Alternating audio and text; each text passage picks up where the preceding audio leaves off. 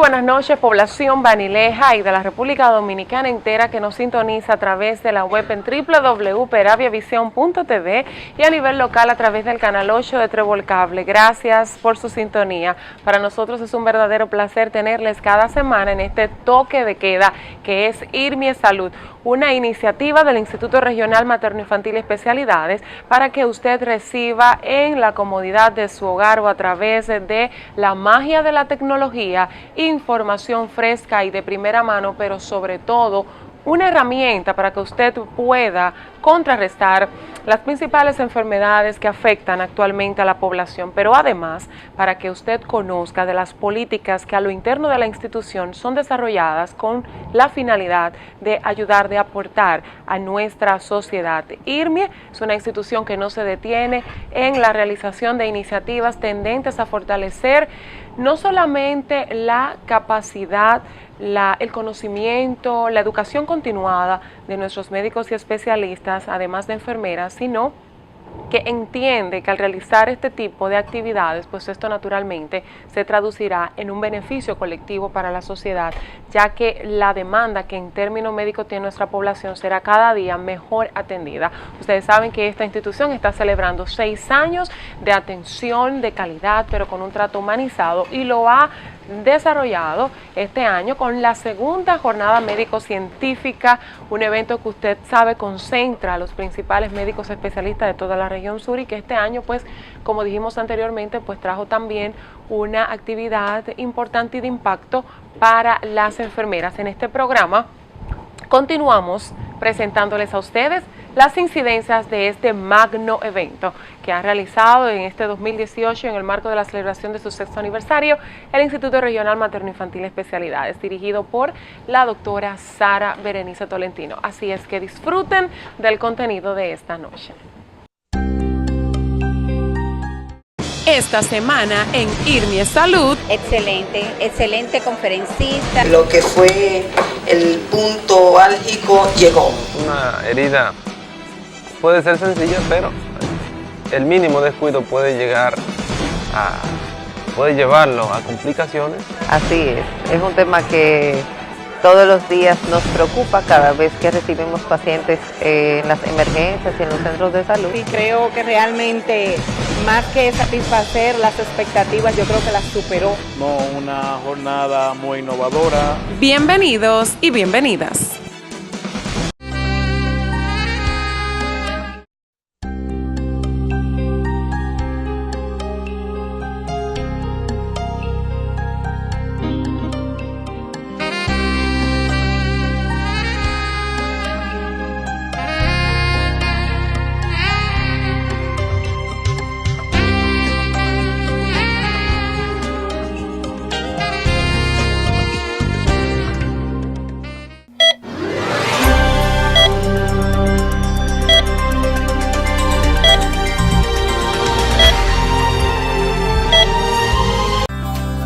El Instituto Regional Materno Infantil y de Especialidades Médicas IRMI te ofrece la cartera de servicios médicos más amplia de la región sur, con especialidades y subespecialidades para adultos y niños en ginecología, oncología, cardiología, gastroenterología, urología, nefrología, pediatría, entre otras. Con la tecnología más avanzada en diagnósticos e imágenes, área de emergencia con servicio 24 horas y la cobertura de las principales ARS del país. Visítanos en la calle Presidente Villini, esquina Canela Mota, en Baní, o llámanos al 809-898-7300. IRMI, calidad y servicio humanizado.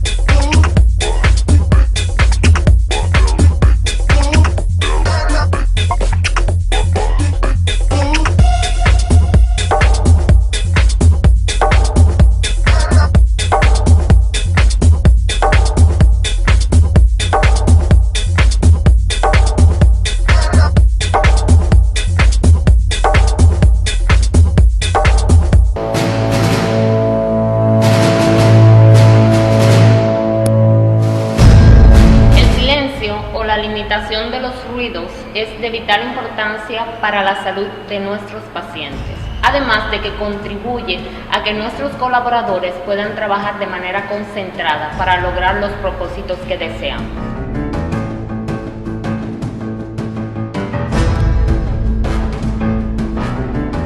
Es por esto que IRMIE implementa su campaña Necesito tu silencio, cuya finalidad es crear una cultura para erradicar los ruidos.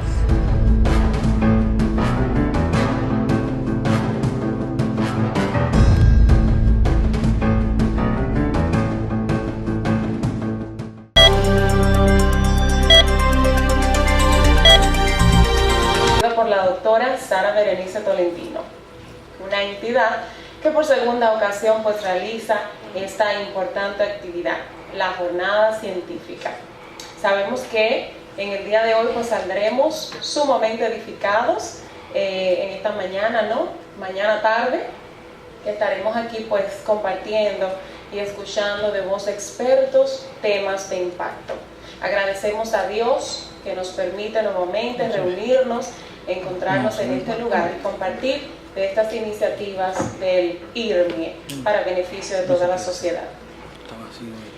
Para las palabras de apertura formal de este magno evento, me place presentar a una de las principales gestoras de no solamente la jornada científica, sino todas las políticas que son desarrolladas a lo interno del IRMIE. Así es que vamos a recibirla con un fuerte aplauso. Se trata de la doctora Sara Berenice Tolentino.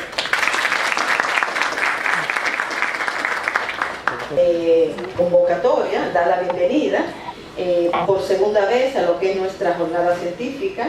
Realmente agradecemos de manera infinita que todos los médicos estén aquí, incluyendo nuestros colegas de OCOA, de ASOA, que siempre se hacen presentes y son parte de la familia IRMIE.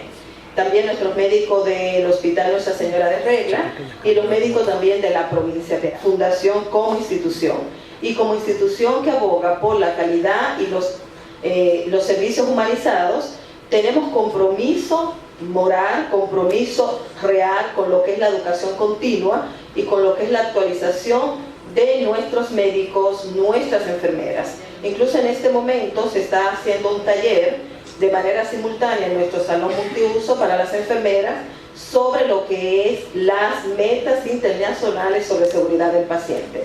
Esto es, o metas de la Organización Mundial de la Salud establecidas desde el 2008.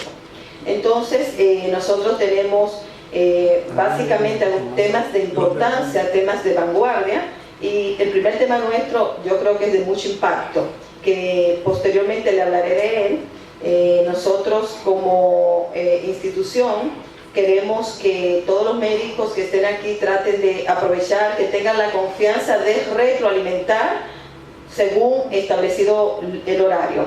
También pedimos a nuestros conferencistas de manera formal que se ubiquen en lo que es el horario, porque empezamos un poco retrasados, entendemos que a veces tienen muchas informaciones que dar, pero como tenemos un horario retrasado es importante que colaboren con nosotros y que traten de adecuarse a lo que es el horario que se le ha asignado. También debemos dar gracias a nuestros conferencistas que vienen desde diferentes partes del país, Santo Domingo, otras provincias, para tratar de ser parte de lo que es esta actividad científica donde queremos transmitir los conocimientos. Gracias a todos por venir. Entonces, pienso que podemos empezar ya con lo que es nuestro primer tema, que es un taller de impacto, un taller innovador. Es un taller sobre del Infotec, donde se va a implementar lo que es la importancia de la calidad de los registros médicos. Además, algunas pautas que va a dar la doctora conferencista, la doctora Raquel Osuna, sobre resolución de conflictos que involucran los miembros del personal de salud. Vamos a darle el aplauso a la doctora Osuna y vamos a tratar de escuchar este taller que yo creo es sumamente importante, es muy innovador. Establece el conjunto único de información y datos personales de un paciente, que se integra dentro de todo tipo de establecimiento para la atención médica, ya sea pública, social o privada. El programa de reforma del sector salud plasma la mejoría de la calidad de la atención en la prestación de los servicios de salud como uno de los principales objetivos que en materia de salud se define en la Ley General de Salud 4201 y la Ley del Sistema Dominicano de Seguro Social 8701. Para alcanzar tal objetivo implica fortalecer y complementar los servicios y su componente. El expediente clínico es el conjunto de documentos escritos, gráficos e imaginológicos o de cualquier otra índole, en los cuales el personal de salud deberá hacer los registros, anotaciones y certificaciones correspondientes a su intervención con arreglo a la disposición sanitaria. Sabemos, señores, la dificultad que enfrentamos en el día a día con relación al manejo del expediente clínico. ¿Qué sucede? Ha dado un cambio en la salud después de la Ley de Reforma de Seguridad Social contemplada en la Ley 8701. Esto implica que ya no podemos realizar la práctica que antes teníamos con relación a que tú veías al paciente y muchas veces ni escribía. Nada de lo que tú visualizabas estaba sustentado. Era una práctica muy vieja y que ha venido bajo la supervisión de las ARS y de la AFP. Ha tenido un cambio. El MISPA, el Ministerio de Salud, ha dado énfasis en eso y ha creado una norma para el expediente clínico. Las instrucciones generales para ordenar el manejo del expediente clínico nos ayuda a un buen diagnóstico y órdenes médicas precisas. Ordenada técnicamente fundamenta la esencia de un médico especialista en manejo de heridas, diabético y miembro del staff del Instituto Regional Materno-Infantil y Especialidades Médicas IRME y del Hospital Nuestra Señora de Regla. Hablar sobre la aproximación al manejo de heridas, estomas y diabético. Nosotros podríamos pasarnos el día hablando de heridas y diabético. Acá, sin embargo, esta no es la idea, sino que nos llevemos algo que nos vaya a ayudar en el manejo del paciente que tiene herida. No tratamos una herida, tratamos a un paciente que tiene una herida. Entonces, las heridas son condiciones que pueden hacer que una persona caiga en ausentismo laboral, en aislamiento social, porque es de hecho un ente social, y esto acarrea grandes gastos en salud en todas partes del mundo.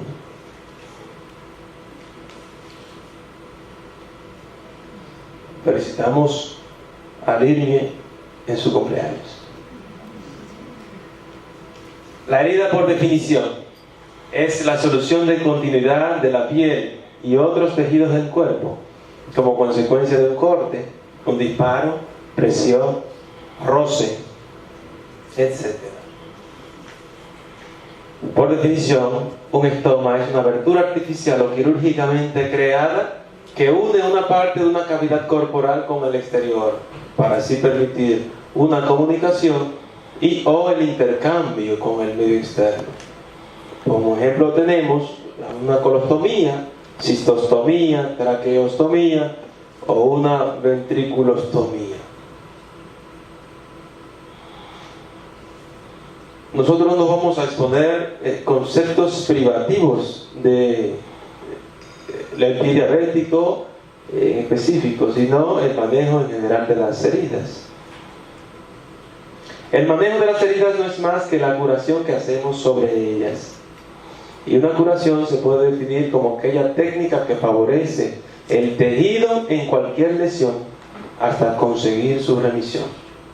Normalmente no requieren tratamientos especiales. Las heridas quirúrgicas por sí solas evolucionan hacia la curación, pero existen heridas crónicas que no concluyen el proceso de cicatrización de manera exitosa en un orden secuencial y se detienen, se estancan en una fase del proceso de cicatrización.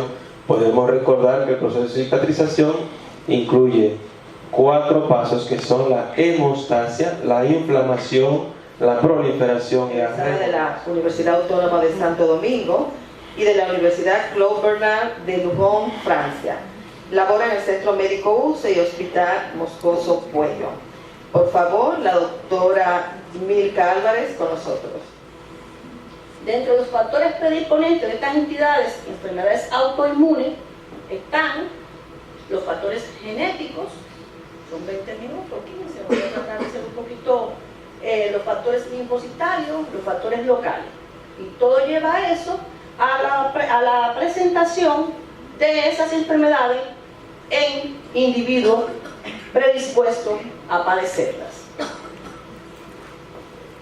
Dentro de esas enfermedades, como ya hablamos, las órganos específicas como son la diabetes mellitus, la miastenia gravis, más adelante vamos a ver algunas de esas cosas, pero las enfermedades no órganos específicas, que son esos síndromes sistémicos interrelacionados entre sí, donde abundan esas manifestaciones clínicas, ¿no? Los clínicos, los internistas, están aquí, saben, ¿no? Y a veces es difícil identificar qué sucede con un paciente que llega, usted cree que quizá pase con una fiebre, un malestar general, y a medida que pasan los días el paciente se puede complicar. Pues entre ese grupo están las enfermedades de muchas manifestaciones clínicas. La representativa de ella es el lupus eritematoso sistémico, que es una enfermedad temida, pero hay muchos tipos de lupus, ¿no? O más bien de manifestaciones de lupus. Vamos a ver si nos ponemos un poquito más resumido, porque el tema, dentro de un contexto de médicos de diferentes especialidades, pero siempre es interesante porque no hay médico que no se tope con una enfermedad autoinmune. Y quizá no hay médico que no se tope con tratamiento con cortisona, que es la piedra angular del tratamiento de estas enfermedades. Dentro de las que estamos tocando, las del tejido conectivo, enfermedades autoinmunes y no órganos específicos, está el lupus, la esclerodermia, que es una enfermedad subdiagnosticada, la dermatomiositis, la artritis reumatoide, que es una enfermedad autoinmune, es el reumatismo inflamatorio crónico más frecuente en nuestra población, y de hecho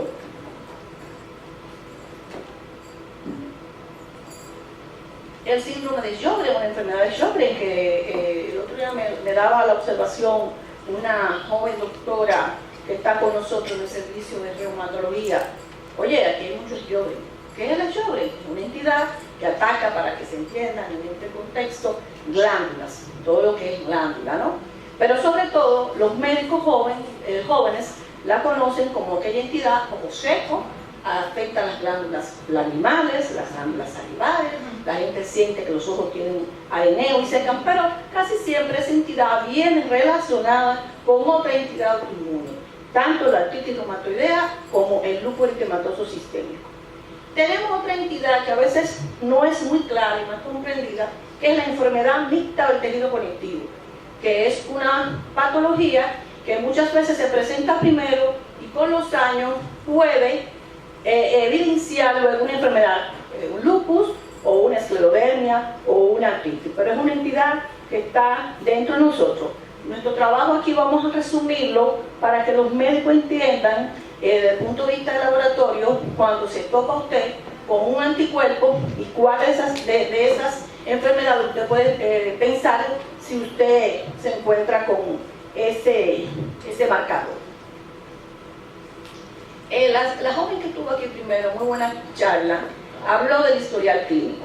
El reumatólogo, la mayoría de los clínicos, somos como policías, ¿no? Detectives, ¿no? La historia clínica es fundamental para llegar a un diagnóstico de una enfermedad del colágeno. Si es difícil a veces para el mismo reumatólogo. Vamos a continuar con nuestra última conferencista de la mañana, la doctora Saimi Díaz. La doctora Saimi Díaz es médico cirujana pediátrica, egresada del INTEC y del Hospital Robert Reed Cabral. Lo primero es que tenemos que tener en cuenta en la edad pediátrica cuándo es el momento idóneo para llamar al cirujano. Existen factores que son riesgo de la enfermedad que tiene el paciente, la posibilidad de que ese paciente se complique a la hora de llegar al centro donde se encuentra, la posibilidad de una regresión espontánea o no de la enfermedad, los factores psicológicos, que esto es extremadamente importante, explicarle a los padres al momento de recibir al paciente la situación que tiene, si es de gravedad o no, qué implicaciones puede tener e incluso si puede llegar a la muerte. Los riesgos específicos de intervención, si este paciente tiene, el pediatra sospecha alta de que el paciente lleve una intervención quirúrgica, y cuáles serían las intervenciones a realizar, y los aspectos técnicos de la intervención, que ya esta parte le corresponde al cirujano pediatra. Los objetivos son reconocer las distintas patologías de urgencia quirúrgica, repasar las patologías en cuestión, reiterar los signos y síntomas principales, orientar al uso de las herramientas diagnósticas. Esto es muy importante porque la mayoría de las presentaciones que le realiza el pediatra al cirujano, cuando llama, presenta al paciente y a veces el paciente no tiene ni siquiera un hemograma. El paciente no ha sido hidratado. Entonces, no es posible presentar a un especialista un paciente en una situación X sin ni siquiera haber evaluado el paciente. O sea, llega el paciente, la madre le dice que lo trae por dolor abdominal y simplemente así coge el de la emergencia, el teléfono, llama: doctor, aquí llega un paciente con dolor abdominal. Cuando el especialista comienza a hacer las preguntas del lugar para poder asistir al paciente, pues resulta que el de la emergencia no tiene conocimiento de lo que presenta, el tiempo ni la evolución, ni siquiera ha sido canalizado, etc. Manejar el tratamiento primario de estas, enfocar su referimiento al cirujano pediatra. Esto es específicamente por eso, porque se supone que el paciente automáticamente llega a un centro de salud, debe ser evaluado por el pediatra, hacer la historia clínica, que desde que comenzó la jornada estamos hablando de la historia clínica, de la historia clínica, de la historia clínica, precisamente porque es extremadamente importante para poder hacer el diagnóstico adecuado. La sospecha de una patología quirúrgica va a favor de la historia natural de esta patología, la complejidad técnica que tenga, los riesgos quirúrgicos del niño, que como les inicié diciendo, es importante en el caso ya del cirujano pediatra explicarle a los padres qué intervención se va a realizar y cuáles son las posibilidades quirúrgicas en términos llanos, para que puedan entender.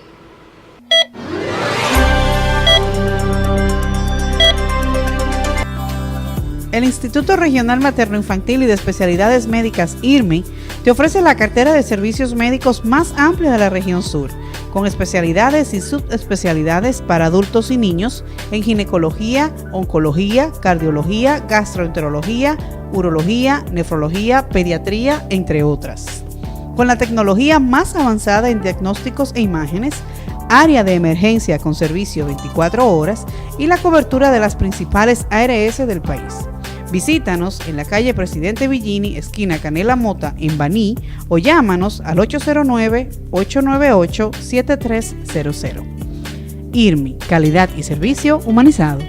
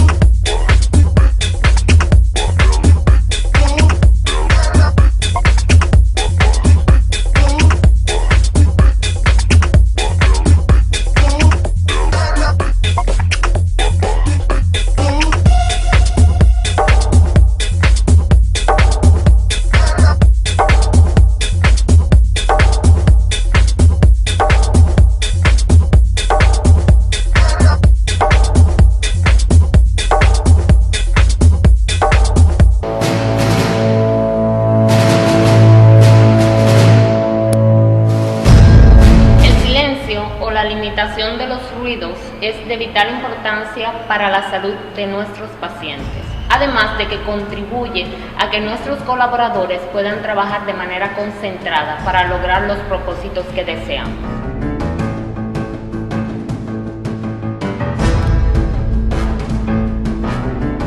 Es por esto que IRMIE implementa su campaña Necesito tu silencio, cuya finalidad es crear una cultura para erradicar los ruidos.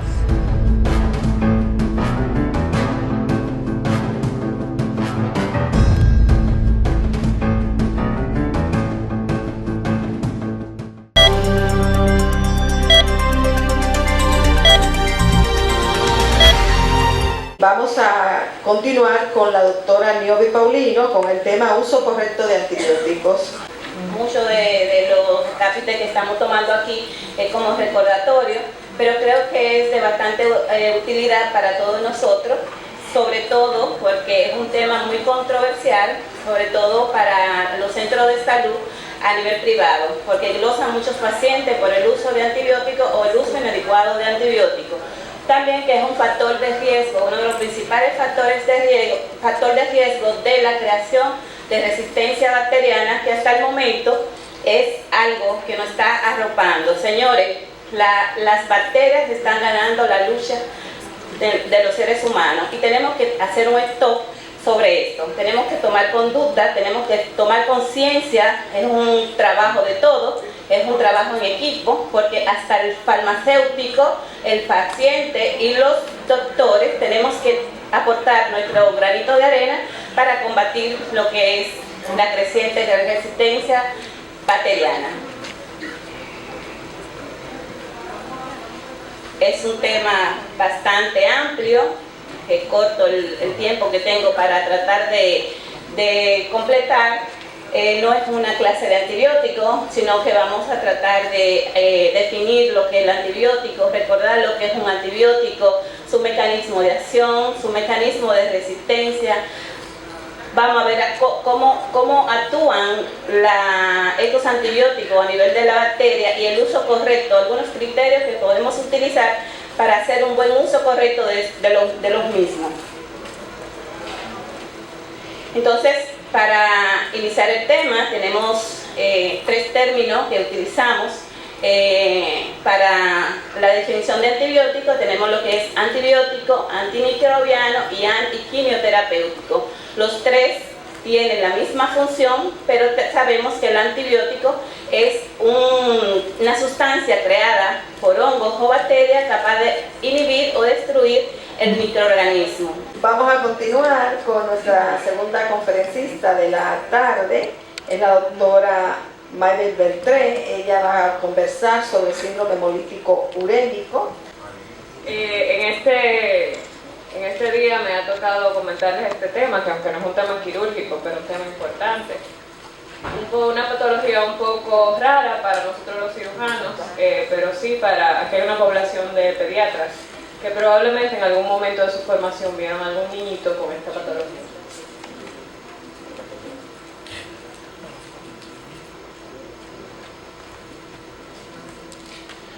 Se observó por primera vez en el año 1950 por 2 estudiantes del Dr. Giattoni en la Universidad Italiana de Buenos Aires, al ver 3 niños con diarrea hemorrágica, con edema y convulsiones. Esa luz se podría poner un poquito más allá, porque me va a dejar ciega.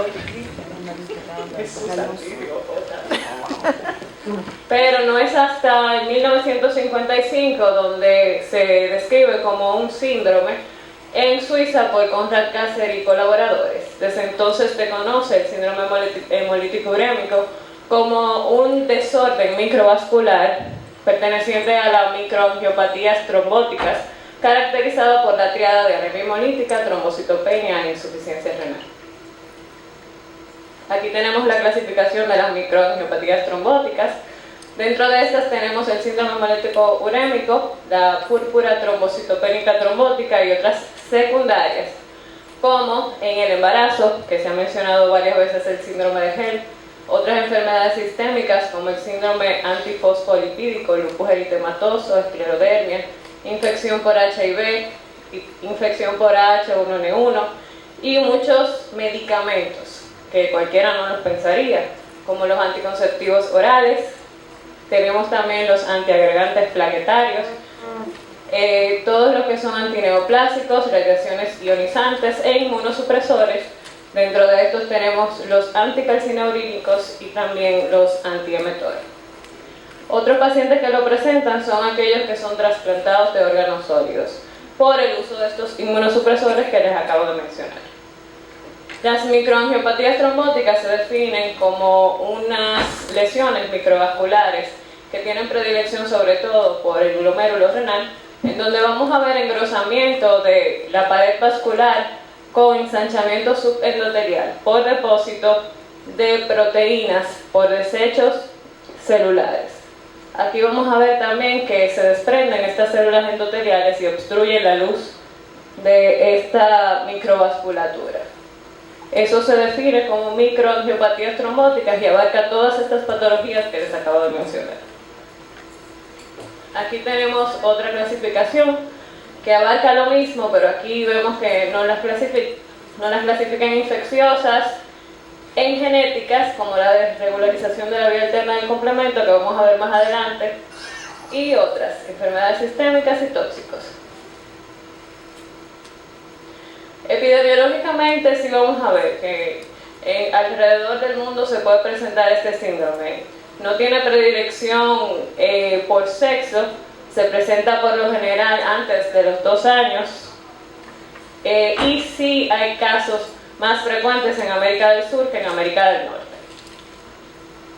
Se produce con mayor frecuencia a nivel mundial, 10 a 17 casos por 100.000 niños. Vamos a ver qué esta constituye. Para el perder peso, es importante tomar eso en cuenta. ¿Quién es el paciente alto riesgo? Para esos pacientes, entonces luego tenemos que completar la evaluación nutricional, porque la evaluación nutricional es un proceso un poco complicado, no se puede aplicar a todos los pacientes, solo aquellos que consideramos que requieren soporte nutricional. Entonces a estos pacientes tenemos que hacer el plan de soporte nutricional, luego implementar el plan, monitorear ese plan que usted está implementando.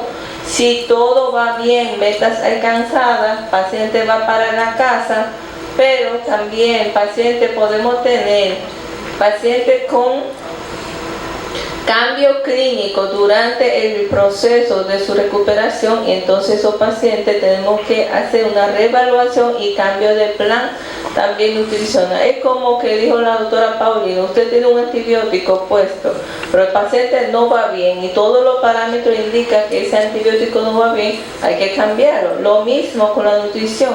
Yo pongo un suplemento, pero si ese suplemento me da diarrea, me distiende el paciente, no puedo yo progresar. Yo tengo que tomar la conducta y cambiarla para que sea el mejor posible el soporte que reciba el paciente. Ahora, hay pacientes cuando se vaya a la casa, puede que se vaya con una posibilidad de que no pueden ingerir de manera adecuada por vía oral. Entonces, para estos pacientes nosotros tenemos que instalar lo que se llama la nutrición artificial domiciliaria. Puede ser un paciente que está suplementado por vía oral, puede ser un paciente con una sonda, que puede ser nasogástrica o nasoduodenal, puede ser un paciente con una ostomía, generalmente con la gastrostomía, que los pacientes se van a la casa, o pacientes con una nutrición parenteral, que ya es el caso más de dolor de cabeza para todos. Este es un pequeño resumen donde aparece cuáles han sido las indicaciones de tanto nutrición parenteral como enteral domiciliaria, aunque el registro es de un poco hace tiempo, pero la tendencia sigue siendo igual. Si ustedes pueden ver, la mayoría de los pacientes que requieren ese tipo de soporte es un paciente que tiene cáncer. Y los pacientes que tienen problemas neurológicos son los que tienen más beneficios recibiendo nutrición integral, principalmente por la vía gastrostomía.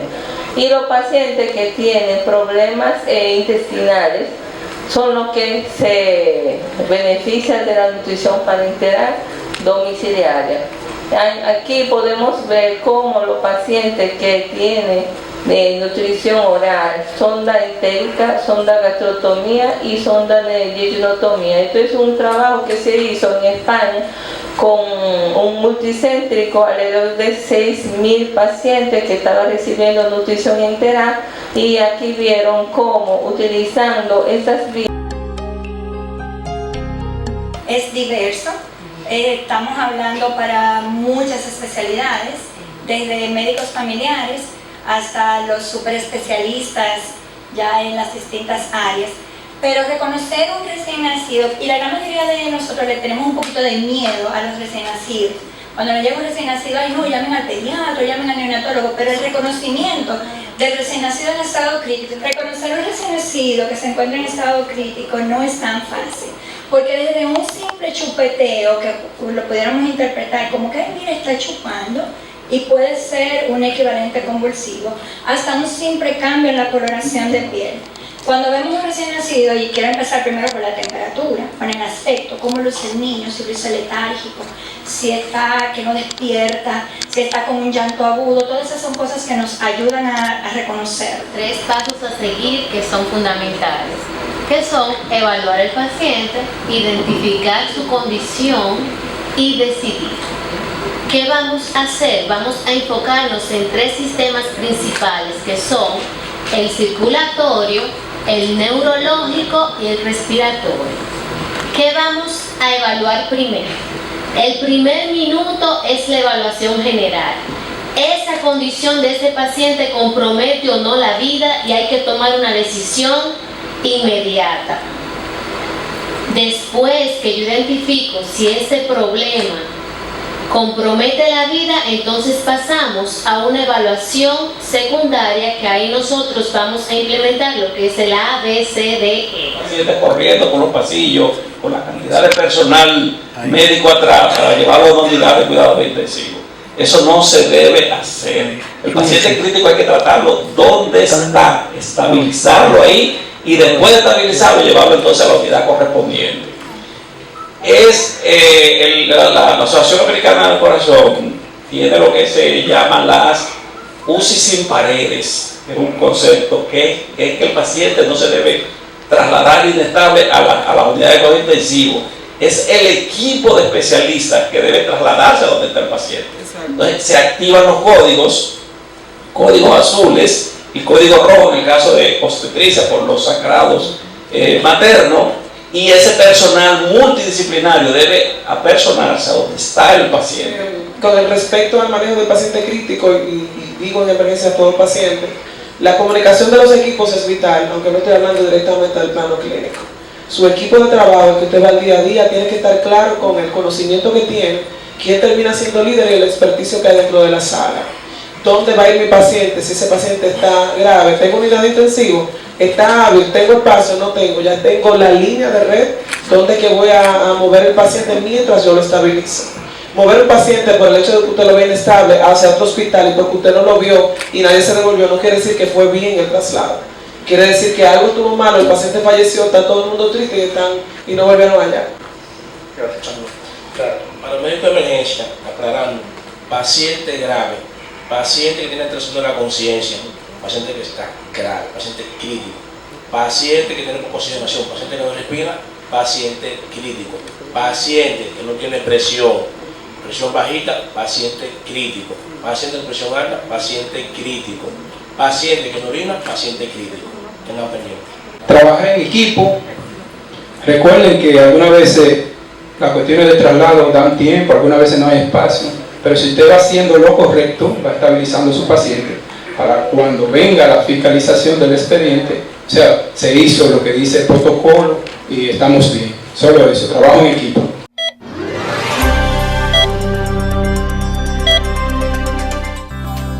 El Instituto Regional Materno-Infantil y de Especialidades Médicas IRMI te ofrece la cartera de servicios médicos más amplia de la región sur, con especialidades y subespecialidades para adultos y niños en ginecología, oncología, cardiología, gastroenterología, urología, nefrología, pediatría, entre otras. con la tecnología más avanzada en diagnósticos e imágenes, área de emergencia con servicio 24 horas y la cobertura de las principales ARS del país. Visítanos en la calle Presidente Villini, esquina Canela Mota, en Baní, o llámanos al 809-898-7300. IRMI, calidad y servicio humanizado.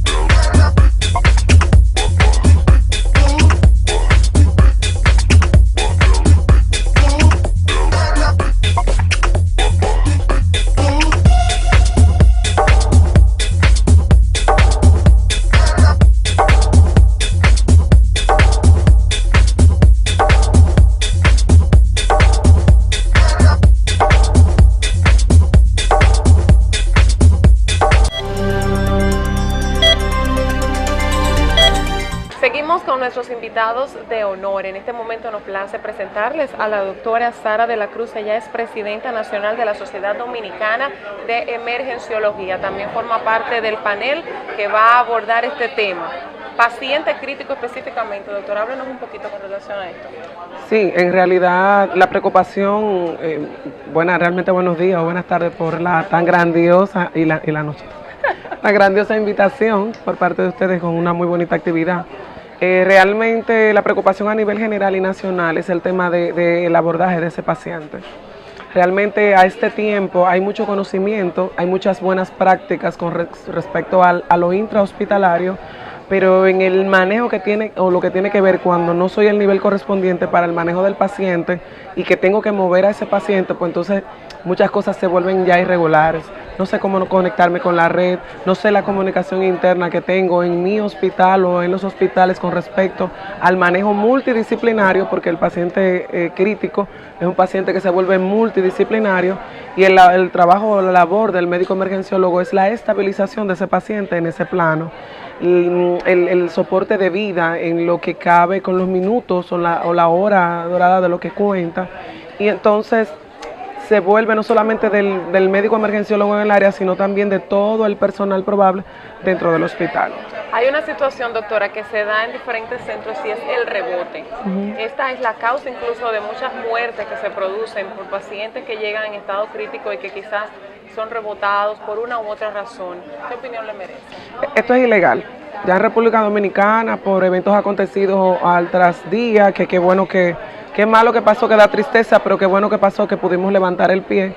Y es ilegal hacer rebote en República Dominicana. Las leyes de las que están establecidas en la ley de salud te dice que no puedes hacerlo. Y si vas a hacer, y ya no es un rebote, sino un referimiento, porque tu nivel no tiene todo lo que cuenta para el manejo del paciente, pues debe de ser con previa llamada, que los equipos del hospital donde tú quieres enviarlo tengan conocimiento, tengan el espacio, tengan lo que necesita y que el paciente esté estable. Porque inestable el paciente no se puede mover. Aunque creas que tú no tienes lo que necesita, el paciente no debe de ser movilizado en condiciones de inestabilidad, llámese presiones muy bajas, frecuencias cardíacas muy altas, niveles respiratorios no controlados, paciente que está respirando de muy mala forma, que no va a aguantar el traslado aunque lo estén esperando, y eso tiene que ver mucho con el personal que está contigo, el personal que está manejando el paciente crítico. Tiene que tener un ojo visor muy... ¿Qué pasa, doctora, cuando el paciente tiene su seguro inactivo, por ejemplo, y que llega a una clínica privada de manera particular? ¿Usted qué opina que debe hacerse? Lo que debe hacerse es todo lo que hay que hacerse. El paciente no tiene que ver con seguro a la larga, el paciente no tiene que ver nada ni siquiera con el tema de gestión de tu hospital. El seguro o no implica que tú atiendas al paciente, implica que tú atiendas al paciente, que tú tengas las herramientas para hacerlo.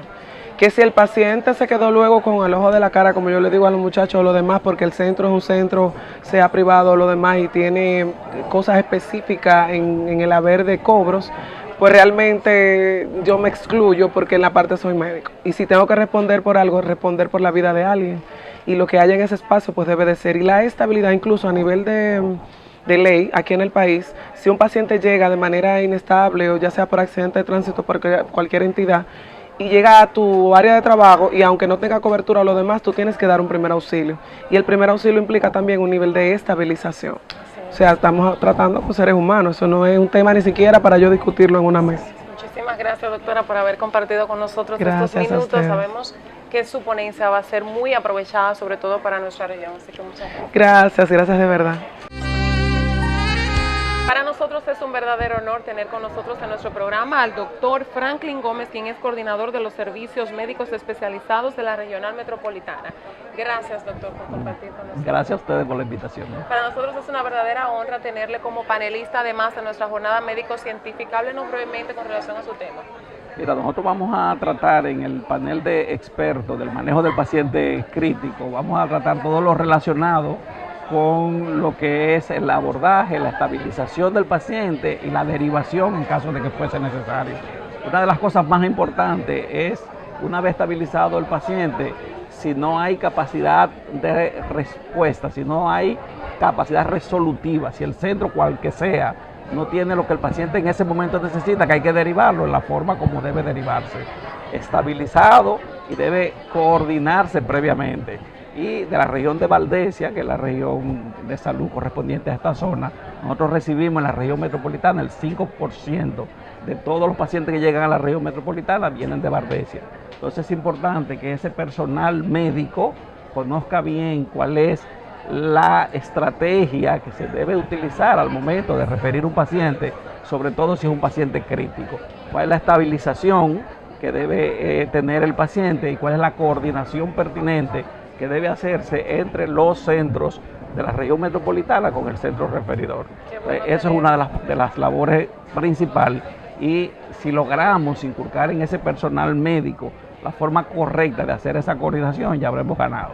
Qué bueno tenerle, doctor. Nosotros entendemos que en la emergencia o de la emergencia del trato de que se brinda ahí en esa área depende la vida de muchas personas. Así es que por eso es vital este tema. Agradecemos que haya compartido con nosotros estos minutos. Gracias a ustedes por la invitación. Gracias. Continuamos en esta gran jornada médico-científica 2018 del Instituto Regional Materno-Infantil y Especialidades. Me place presentar a continuación uno de nuestros panelistas, lo es el doctor Romel Lara, quien es internista intensivista y nos trae un interesante tema en medio de esta importante actividad. ¿Cómo está, doctor? Estamos bien, gracias a Dios. Gracias por compartir con nosotros. ¿Puede hablarnos un poquito con relación al tema que usted va a... Sí, nosotros vamos a tratar lo que es el abordaje del paciente crítico. El paciente crítico, para una paranoica general, lo que es el paciente que está grave, paciente que tiene una enfermedad aguda que puede comprometer la vida. Este tipo de pacientes son pacientes que llevan a una unidad especializada donde se trata ese tipo de problemas, donde se trata de resolver el problema agudo. ¿Qué lo llevó ahí? Esos tipos de problemas son los que la gente conoce en la calle como los derrames, los infartos, la trombosis, infección generalizada como es el sepsis, la preeclampsia, eclampsia, convulsiones. ¿Qué tipo de médico está preparado para abordar un paciente crítico? El tipo de médico que está preparado, están los emergentólogos, están los internistas, pero un médico general con entrenamiento también lo puede hacer. Nosotros lo que en el panel que vamos a hacer hoy, vamos a tratar de enseñar a los médicos que no tienen el entrenamiento adecuado cómo se puede abordar ese tipo de pacientes. Perfecto, doctor. Gracias por compartir con nosotros estos minutos. Éxitos de su ponencia. Gracias a ti. Continuando con el desarrollo de esta jornada médico-científica 2018 del IRMI, en este momento nos place presentar a la doctora Saimi Díaz. Ella ha tenido una ponencia magistral en medio de esta importante actividad con relación a indicaciones de interconsulta en cirugía pediátrica. Gracias por compartir con nosotros. Muchas gracias por la invitación. Muy importante su tema. Vimos ahí casos que nos dejó prácticamente boquiabiertos y nosotros entendemos que ha sido un tema muy delicado, ¿verdad? Así es un tema que todos los días nos preocupa cada vez que recibimos pacientes en las emergencias y en los centros de salud que vienen con situaciones que en algunas pudieron ser prevenibles o por lo menos previamente manejadas para luego referirle a los centros de referimiento nacional. Vimos un caso en particular cuando se habla de un niño que viene con una malformación llámese congénita o de cualquier índole, que resulte sorpresiva incluso en el momento del parto? ¿Cuál es ese protocolo de rigor a seguir?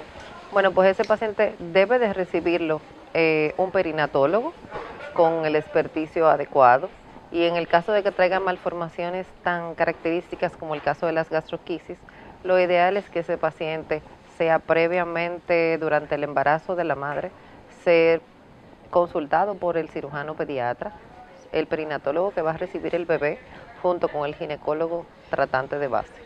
Ya ese paciente en esas condiciones conocidas, pues se espera. No es igual que el paciente que nace de forma fortuita y encontramos que es una gastrosquisis. Entonces, ya en ese caso el paciente no recibe las atenciones ideales para el momento del nacimiento, sino que se haría entonces un manejo perinatológico en ese momento, y debe sí envolverse como un pavito, nosotros le llamamos culturalmente, para entonces ser referido al centro donde se realizará la reducción del intestino a la cavidad abdominal. De ahí la importancia de que el médico esté preparado, sobre todo en esa área, para poder manejar este tipo de casos. En cualquiera de las situaciones, la calidad de vida de un niño que venga con ese tipo de condiciones, doctora, puede ser normal en lo adelante. Dependiendo si no trae otras malformaciones congénitas, pues puede ser normal. Pero sí también, en el caso de que tenga otras malformaciones o que su evolución no sea la más adecuada, que el bebé se infecte durante su proceso, puede entonces llegar inclusive al traste de la vida del bebé. Bien, le agradecemos muchísimo haber compartido con nosotros estos minutos. Y muchas gracias por la invitación. Gracias, y a su orden siempre. Gracias, doctora. Continuamos. Un placer. Excelente, excelente conferencista, tema súper importante, ahora aplicarlo, con Dios delante.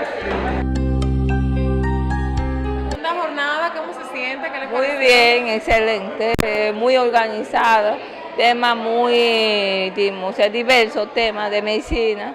Me parece que el comité organizador hay que darle un premio. ¿Ha sido esta gran jornada? Excelente jornada. Un manejo excelente de su parte. Muy bien. También. Gracias. Felicidades. ¿Qué le dice al comité organizador? No, que esperamos que la jornada siga mejorando año tras año. Esperamos que podamos ampliarla en la tercera jornada y tener una mayor participación de la región. Tal vez fomentar la posibilidad de alianzas con otras organizaciones e instituciones para que podamos tener una jornada mucho mejor. ¿Nombre y Gracias. especialidad? Leonardo Brito, cirujano. Sí, creo que realmente, más que satisfacer las expectativas, yo creo que las superó. Realmente es un encuentro importantísimo de panelistas y médicos y profesionales de la salud que nos ayudan, ¿verdad?, a actualizarnos en todo lo que tiene que ver el ámbito de médico, de la actualización en el sector salud. Realmente me encantó, realmente. Doctora Benoni José, médico pasante. No, una jornada muy innovadora, muy actualizada, para la cual innovar en todo lo que es diferente avance en el conocimiento y el manejo de diferentes tipos de pacientes, diferentes modalidades. ¿Nombre y especialidad? Ortopeda, Rubén Lara. Gracias, doctor. A usted lo entrevistamos, pero fue ya con relación a lo que usted, a su ponencia, en sentido general, lo que le pareció la jornada. Sí, excelente, una jornada que nos actualizó a nosotros como médicos y esperando que sigan así, porque esto es en beneficio de los pacientes, actualizar a los médicos para impartir a los pacientes.